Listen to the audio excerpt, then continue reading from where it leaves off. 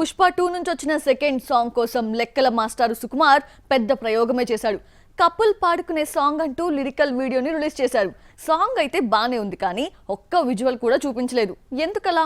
Have a look. Pushpa 2 నుంచి release అయిన రెండో పాటకు కపుల్ సాంగ్ అని పేరు పెట్టారు. పుష్ప క్లైమాక్స్ లో బన్నీ రష్మిక పెళ్లి చేసుకోవడంతో తన భర్త ఎలాంటివాడో ఎంత మంచివాడో చెప్పడానికి పాటను పెట్టాడు దర్శకుడు. మేకింగ్ మొత్తాన్ని పాటగా పెట్టడం విశేషం. పాట మధ్యలో ఓ నిమిషం పాటు మేకింగ్ ని చూపిస్తారు. కానీ 4.5 నిమిషాల పాటను మేకింగ్ తో నడిపించేశాడు దర్శకుడు. పుష్ప 2 ప్రమోషన్ లో ఇప్పటి వరకు రష్మిక కనిపించలేదు. టీజర్ అంతా బన్నీ ఎలివేషన్ తోనే సరిపోయింది. ఫస్ట్ సాంగ్ లో హీరో బలాన్ని చాటారే గాని రష్మిక కనిపించే ఛాన్స్ ఇవ్వలేదు. అయితే కపుల్ సాంగ్ మొత్తం రష్మిక చుట్టూనే తిరిగింది. మేకింగ్ చూస్తుంటే రిహార్సల్స్ గట్టిగానే చేసి కెమెరా ముందుకు వెళ్లినట్టుంది ఈ లవ్లీ కపుల్. కపుల్ సాంగ్ ను శ్రేయా ఘోషాల్ 6 భాషల్లో తెలుగు, తమిళం, కన్నడం, మలయాళం, హిందీ, బెంగాలీల్లో పాడడం విశేషం. దేవిశ్రీ మ్యూజిక్ ఇవ్వగా చంద్రబోస్ సాహిత్యం, గణేష్ ఆచార్య కొరియోగ్రఫీని అందించారు.